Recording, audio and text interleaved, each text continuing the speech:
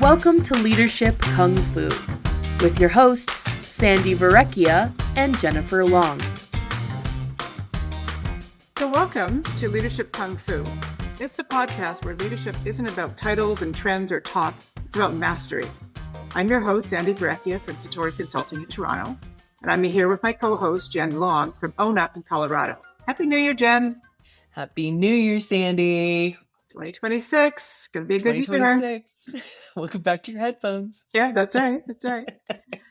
So Jen and I in our podcast, we break down the real moves that leaders really need to do to stay grounded, decisive, and effective in fast-changing world. And all of our clients and everything that we do, we know that things are changing fast. So, we're trying to give you no fluff, no hype, just some practical wisdom from insight that we've gleaned over the years, insight that we've got from our clients, and strategies that you can actually use. So leadership, like Kung Fu, is a learned practice. And so it's learned through awareness and discipline and knowing when to strike and when to yield and when to stand your ground. In each of our episodes, we explore the mindsets and the habits and the techniques that help leaders lead with clarity, confidence, and purpose. So today, we decided that we were going to revisit a topic that we think is really important, which is strategy isn't a deck, we need to make it real. So we're going to chat about turning the document into a real measurable results and how that has to happen through how it cascades through the organization. And we have touched on this topic before for our loyal listeners, episode 61 and 63. We've touched on it, but it's such an important topic. It's January, so it's a perfect time to talk about it again. So here we are. So stay with us, take a breath, find your stance, and get ready to sharpen your strategic edge. Here we go. It's strategy month. January is strategy month. The heck with resolutions. It's all about strategy. It's all about strategy. Yeah. And it's interesting because we always have these conversations, and this is the month that this shows up in the coaching conversation. This is the month it kind of shows up because the strategies are coming out. They're coming out for people. They've spent time. Maybe they got them last year. Maybe they got them at the fourth quarter. Mm-hmm. And then everybody went on holiday. And now it's like, all right, what are we going to do with this? How are we going to operationalize this strategy? Yeah. And these are the stories, right? That I just had a conversation. I was telling Sandi before I put my headphones on about a director who'd been given the strategy, and they are meeting together as director peers, and they are frustrated and stymied about what to do with the strategy because they see a page. Well, it's not even a page, it's more pages because there's a lot of explanation around it, but a document with basically eight objectives, and they have no clarity on what's most important and who's got what, right? There's maybe some obviousness about it, but they're really like, we're trying to make this happen, but what does this mean for us? What are we doing with this? How do we, and so took it back to the senior team and said, we're struggling. So kudos to them for saying, no kidding, what to do with this. Courage and leadership, but found a little bit of resistance because the senior leaders were almost offended. Like, what do you mean you don't know what to do with this? Mm-hmm. And so their embarrassment was like, well, okay, I guess we'll just go figure it out, right? And I think that's a big problem, and that's more common than probably a lot of people want to admit to. Right. And it's so common. And the fact that they sort of retreated, what are they going to do with it? You'll probably have that same conversation with this person in March because they're not moving it forward, right? Which is problematic. Yeah. 100%. 100%. Yeah. Yeah. No, hopefully we won't. Hopefully you won't be. Not for your coaching session. I'm sure they're fine now. But, we were talking too. So my example was, fairly recently where we had written a strategy. The strategy is fine. It's good. And we went to do an operational planning session with a couple layers down. And, when you're operationalized, it's really, what choices are we going to make? We can't do everything. And they wouldn't let go of anything. Everything was a priority to them. And I kept saying, well, you can't do everything. So if you had to give something up, what would it be? I can't give anything up. Everything is a priority. And so that there is a problem, right? It's like Yeah. if you can't make choices, it's you're not being strategic. And wherever you are in that organization, whether you're operationalizing or not, it is about making strategy into choices, right? It's like, Right. what are we going to do and what are we not going to do? So Right. And so this list led us into, and we've talked about this. One of the most important questions as you're forming strategy is to get clear understanding about what it is you will say no to. Strategy, the whole point, right? If it's going to be real and it's going to be operational, that means you're going to start maybe doing some things, which also means you're going to stop doing some things. Mhm. You cannot top load strategic work on top of everyday work. No, It's not doing something in addition to the business. it's exactly right. It is the business, right? It's the business. You've got a begin point and end point with a strategic plan. And in Mm-hmm. there, it's like, what road are we going to choose? So the strategy is the road that we've chosen. And what's the path that we're going to take to get there? And in that, making that decision of the path, you're making decisions not to take other paths.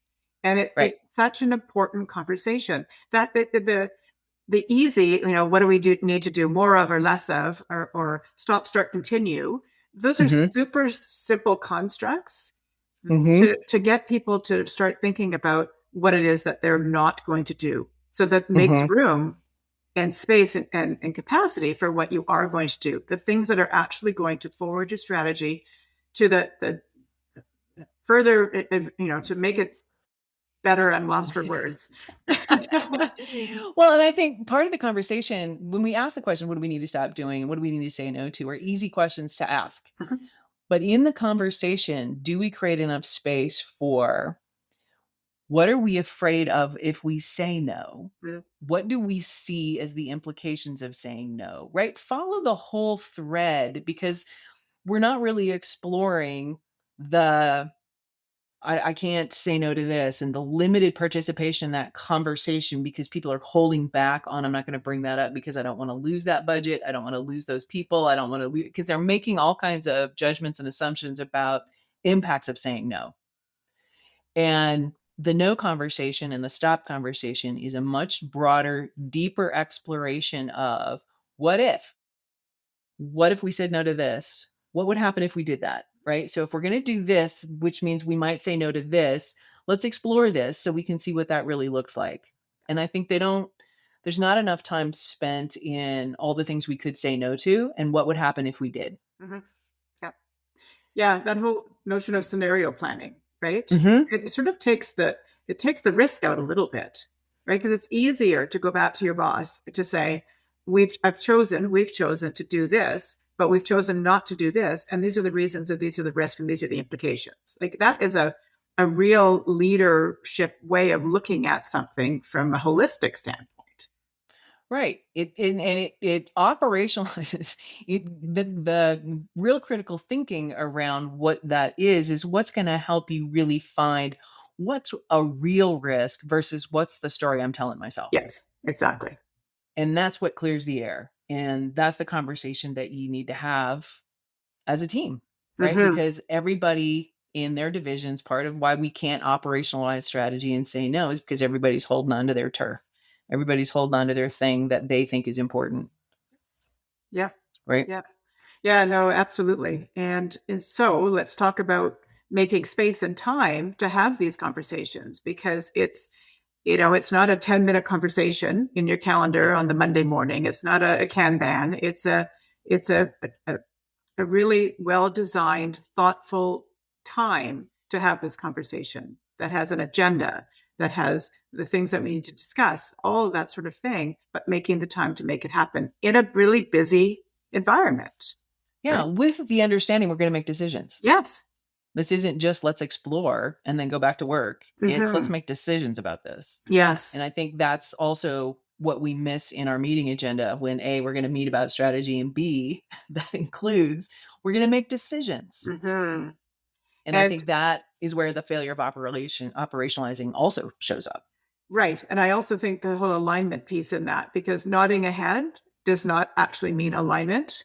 right? But Yes. people need to Yes. say, I agree. And, Yes. thumbs up or thumbs down or, that sort of thing is some Yeah. kind of something that says that people are fully aligned and on board. Because Yeah. what you don't want to have happen is to spend the time doing this. And then people walk out and they have the water cooler talk after about, I really didn't agree with that. And I'm just going to do this over here. Right. Because that's just Right. wasted time. Right. Right. And the conversations are the big thing, right? The conversations um about this. This is when sometimes it feels like strategy is it's all art, it's all thinking, it's all, and it's like no, a lot of it is the conversation, what you put on the table and how forthcoming and open and transparent and challenging you are Uh-huh. in the moment, because the conversations are over time what drive your ability to operationalize, because that's the alignment that you create. And alignment is an ongoing conversation.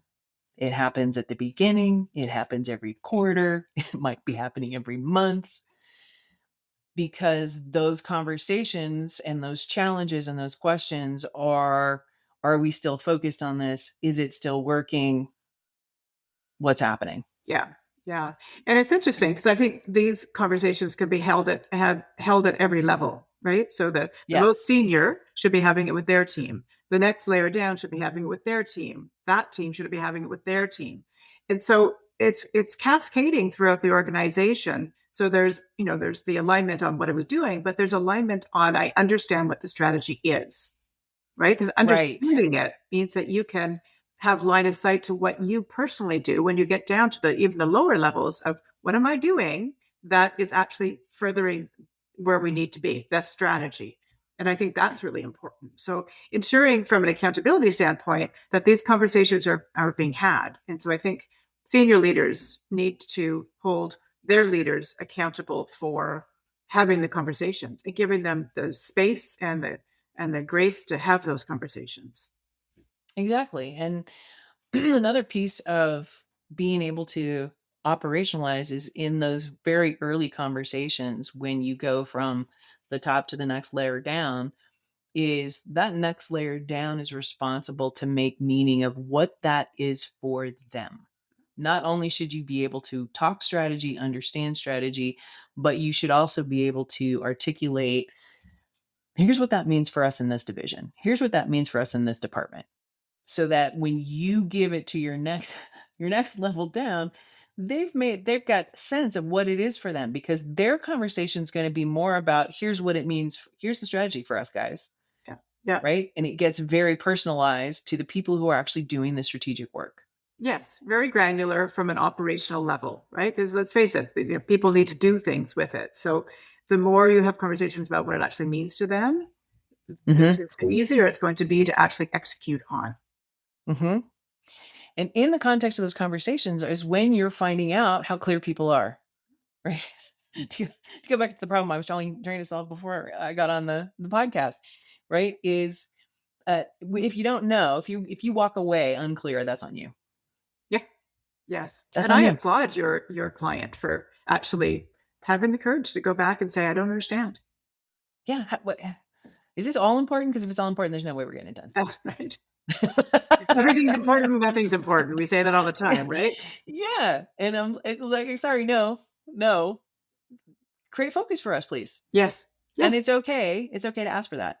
Because if they don't give it to you, next layer down is obligated to figure out what that is. Yes. Based on what you're giving me, here's what I see as the priority. Here's what I see is number one. How I'm interpreting that means this. Have I got that? Mm-hmm. Mm-hmm. Yeah.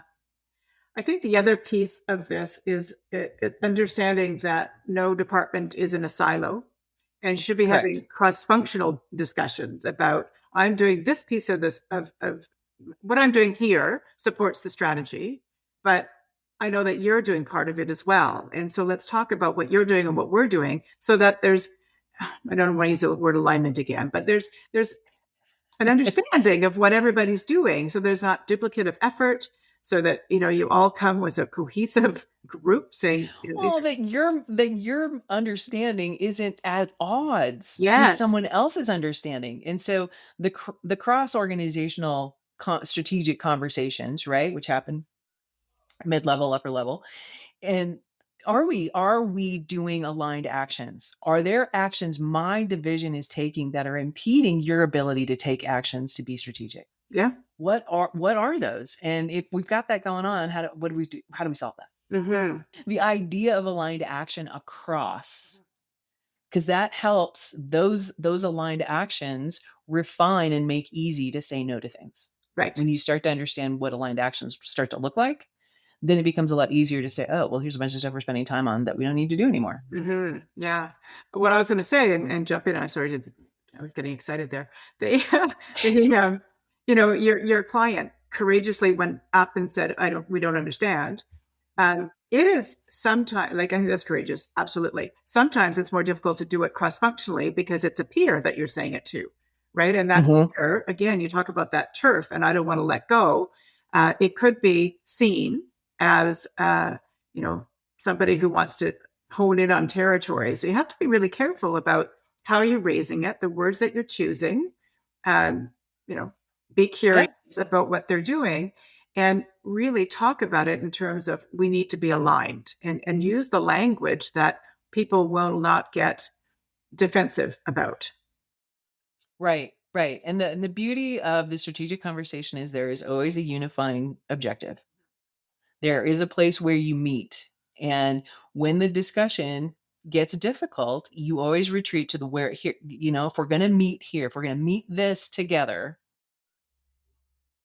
this is our opportunity, right? And so finding the mutuality to get to the aligned actions. And the other thing about saying no and stopping stuff, it's not forever.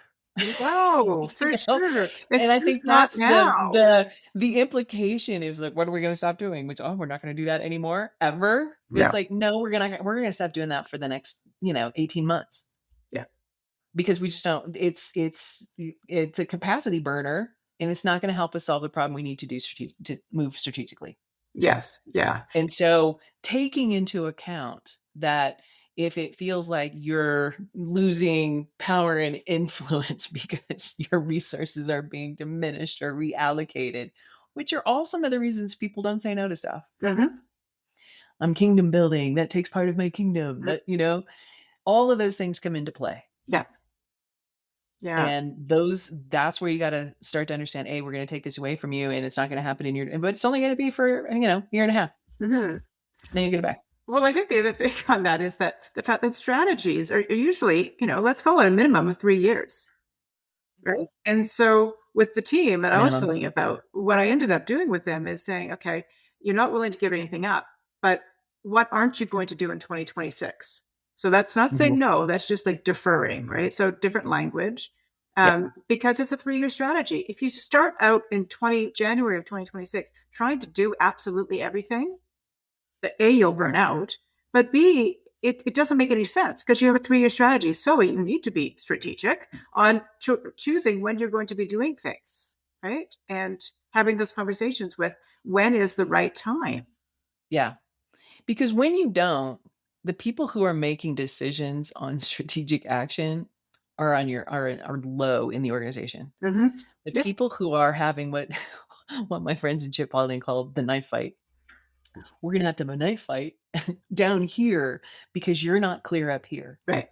And so I'm fighting for this and they're fighting for that. And so we're fighting it out every day because there's no clarity and prioritization coming down our way. Mm-hmm. And so they're the ones who are making decisions. Yeah. Rightly or wrongly.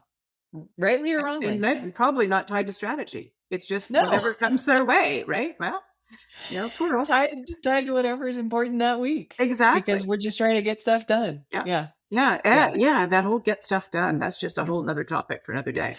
But for sure.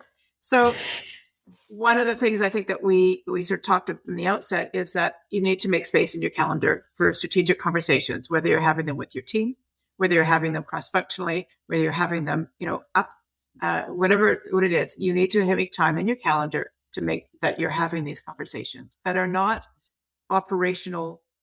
How are we doing it conversations, but what are we doing and why are we doing conversations? Yeah. right? So it's not the slide deck, it's the calendar. It happens on the calendar. Have you created the space for the conversation, for the decision, for the discovery and reflection on, is it working? That all happens on the calendar Yes. Yeah. So by design. Yeah. anybody who's listening right now, I want you to go back to your calendar right after this podcast and look to see what next week looks like, to see if you have Yeah. anything or the next month looks like, and reflect Yeah. on that. Yeah. And one of the things about who owns names are attached to who does the strategic work, Yes. Yeah. right? That there is an owner of the work that gets done, manages the project, implements the thing, whatever that is, right? And through those people, where is the reflection and the understanding of success? If this is successful, what should we be seeing? Mhm. Yeah. What are the measurements for sure? Using the RACI template's a really good way to say who's accountable and who's responsible and who needs to be informed, that sort of thing. I think that's just an easy hit to say, and Yeah. it's also a good way when you're building out sort of tactical plans to say, where do we have too much overload on people that are responsible to get the work done? So it's really a good litmus test for that as well. Yeah. Because the saying no thing goes all the way down. What are we taking off your plate when we're putting this on your plate? That's right. That's right. So that's good. I think, yeah. What else are we on our strategy conversation? Talk about alignment. Besides calendaring. Oh, just the when we talk about measuring, right? It's a metric. Creating metrics that are the right things for the problem you're solving, not the metrics that you typically use in the business. Do you know what I'm saying? If we're going to do successful strategy, right? What is the work that is we're operationalizing, and how do we know that that work is successful? Are there existing things that we actually have, or do we need to new problem, new metric? Right. Yeah. And taking that into consideration, first of all, so that when you're in the moment of what are we learning, do we also calendar the learning team, the hot wash, the retrospective. Okay, we just came through this. How'd that go? Yeah, postmortem it for sure. Right? Did it do what we thought it would do? Is the strategy working meetings? Is how we're spending our time and effort actually proving out, and where do we need to pivot? Yeah. But those go, I don't know about in your world, Jen, but in my world, I don't see those happening all that much because those they take time, right? And, I talked about it being a fast changing world. Everybody's moving forward at 100 miles per hour. So you're moving forward 100 miles per hour. You're not stopping to reflect. And I'm not, and we're not saying you have to spend a lot of time in the rearview mirror, but what's the learning? What is the learning that you can take away from what you've just been through so that you can be better at what you want to do going forward? Right. So it's time well spent. Right. And those quarterly strategy meetings are basically your retrospectives, your learning, your reflection on what are we seeing, what are we not seeing, what do we see as a red flag, how do we know it's a red flag, what do we want to do about the red flag, right? Or no, it's all green, it's looking good. All right, can we accelerate it? Can we widen it? Can we broaden it? Like all those questions should be, and then decisions, and names. Yes, ownership for sure. Yeah. One of the things that sort of was thinking about it. So when strategy dies, when it doesn't get past the deck, one of the things is when we override it because there's pressures to do so. Right? It's that squirrel that comes across your desk, and maybe you need to visit the squirrel. Maybe you do. Maybe it's the most important thing, and you got to drop something else. But often you don't. Often, and you need to stay the course. The other is so resurfacing the old priorities because that's what we're comfortable with. Yeah. Right. So that's sort of to your point of, are we measuring the same things, or do we need to measure differently because we're doing different things? asking for exceptions. I'm just going to work on this project just this once. And it may not be aligned with the strategy, but it might be a pet project, right? Again, we need to be able to be discerning. Sounds good and it's sexy. Yeah. It's AI, but it's not AI that has anything to do with the strategy. No, that's right. That's right. So, be really careful of those traps that you get in. And so, and the stories that you tell yourself, I think is the thing there, right? It's a priority, but isn't really a priority. It might feel like it's a priority, but really have that conversation with yourself or with others. The accountability conversation of what are you doing? And why are you doing that? Why are you making that decision? How is that, this is how it's going to impact, right? And that's the accountability conversation that absolutely has to happen as you watch your teammates, peers, subordinates make decisions. One decision can take you out of alignment. Absolutely. Absolutely. And again, if you're not having those conversations, you're not, constantly having those conversations, it could be months before you realize you're in misalignment, right? So it really is a constant flow of communication and effort around making the strategy successful, I think. Yeah. And so when we say constant flow, it's a consistent cadence communication. That's why it's on the calendar. That's right. And it's not a single person. No one person owns strategy. No, for sure. Yeah. So I think, when does it succeed? When you protect your time, you protect the focus. I think it's important. Holding the line on what you said you were going to do, unless, of course, something from left field, a black swan comes your way, then, we need to pivot. But for the most part, you want to stay the course and pivot when it makes sense and necessary, not because it is the new flavor of the day, I guess. Well, and have the courage, right? When you are, some strategic work is experimental. Some strategic work is testing out things you haven't tried before. And leaders are just the worst at giving it enough runtime to see if it's actually successful. If they don't get immediate impact, what are you guys doing? This was a dumb idea. Let's not do that. Right? Really, when you're creating metric and we're creating evaluation, to be sensible about how much time things will take. And the bigger your organization is, right, the longer that's going to be. And when your boss is living quarter to quarter, that can create a lot of pressure.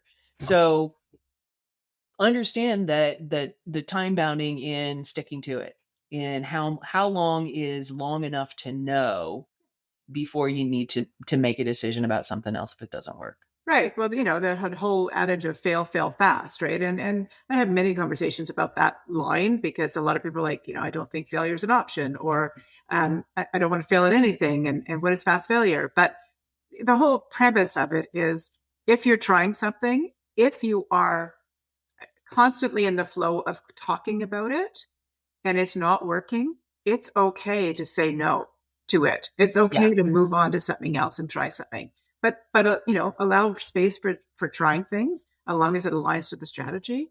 But know that if it's not working, you need to cut ties. So don't be afraid.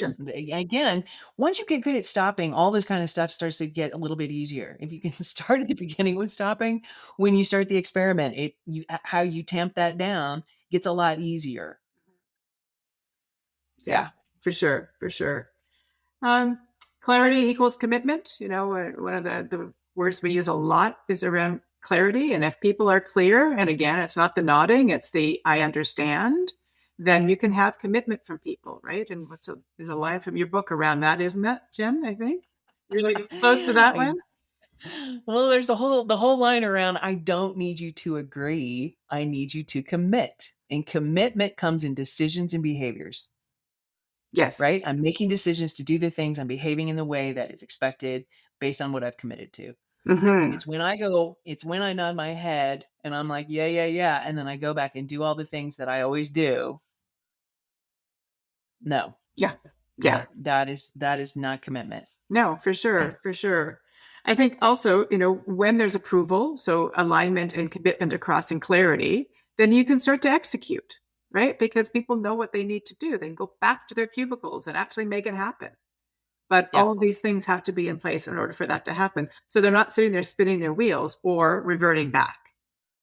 Yeah. Yeah. And there's levels of people's understanding of when they're in this, right? Of I'm aware of what the strategy is. I can talk about what the strategy is. I can advocate for what the strategy is.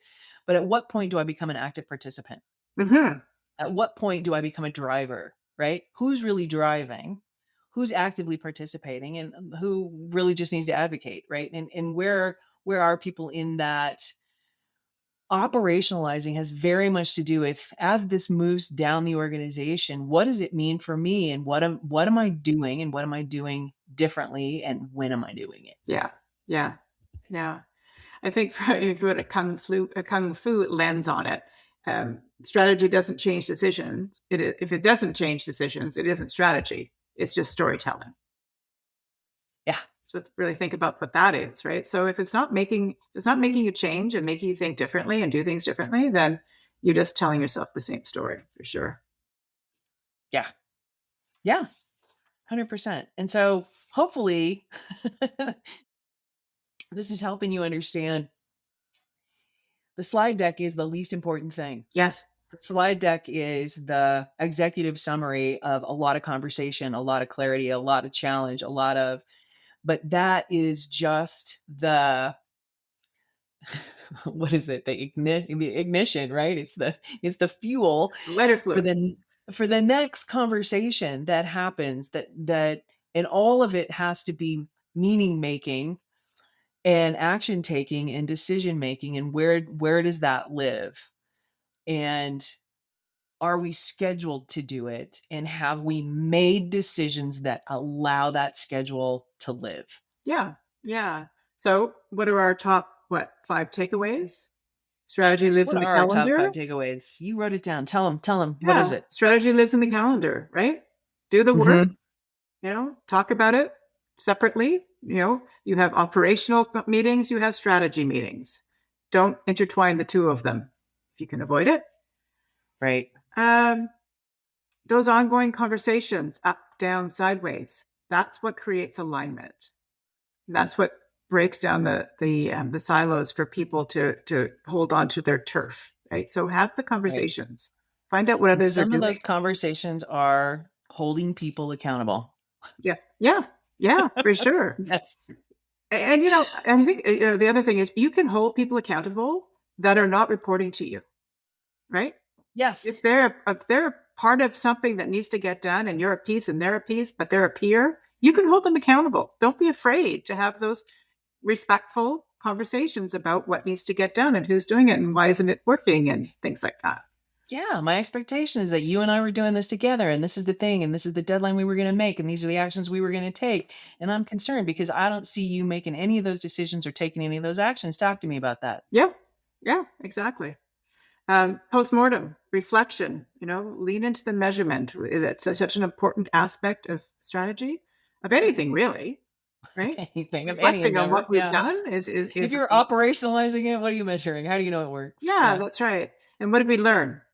What else? Those are the big ones. I think they're the big ones. Those are the Yeah, big ones. yeah, So I have some actions. I have some actions for you, the listener, take these away, right? So, uh, one thing you can go do is block one recurring strategy hour on your calendar. beautiful. Go block that. And it can be alone by yourself to do the thinking, or it can be with others to have the conversation. Maybe it needs to be both. Have one explicit translation conversation with your team. I love it. Here's our strategy. Here's what that actually means for us this quarter. And And I would, understand things can shift. yeah, Yes. but I would add to that and open it up for questions, right? Making sure Mm, that they understand. So we're not telling, we're engaging. right. Because if you're sense making with them, are you connected? Did it make sense? What did they hear? What does that mean to them? How do they Mm, translate that into their job? And how do you know that's going to work? Right. So that's conversation is dialogue. yes, indeed. Do a thought alignment check with your peers. Ask, what do you think is actually the most important thing we're doing this year? And compare your answers. Wow. Right. And so that episode with the client I had right before the podcast is because they got together as a peer team and compared their understanding, is how they got brave enough to push back and go, this makes no sense. Right. Yeah. I love it. So do it. And then audit your meeting, right? Convert it from pure status to at least 50% decision making, problem solving around strategic priorities. We all love a good status meeting. We do. We do. And there's just such a waste of time. Yeah. Yes. Yes. So those are the things those are your go-dos. Try those. Yeah. I think it's a great start for 2026. Let us know how it works, give us some feedback. We'd like to know how your meetings are going and how your alignment is happening in your organizations. And if any of the things that we're offering from our insight are actually helping you. Yeah. Creating Yeah. clarity. Notice, is this kind of stuff showing up in your conversations with people? Right? Are we even talking about strategy, or did we all just go to the meeting and then we're back to the status meeting? Yeah. Or just back to adjusting whatever the hell we were doing before. All right. This is your kung fu moment. Go forth, practice, create discipline. We're anxious to hear how it goes for you. Thanks for listening. Thanks for downloading. And we will be talking to you next month. Excellent. Thanks, Jen. Thanks, Sandy. See you soon. Bye. Bye. Thank you so much for listening. You can check out Sandy's website at satoriconsultinginc.ca. That's SATORI Consulting, INC.ca. And you can check out Jen's website at accountabilityatwork.com. If you like what you hear, let us know by leaving a review on your favorite listening platform. Thanks again, and we'll see you next time.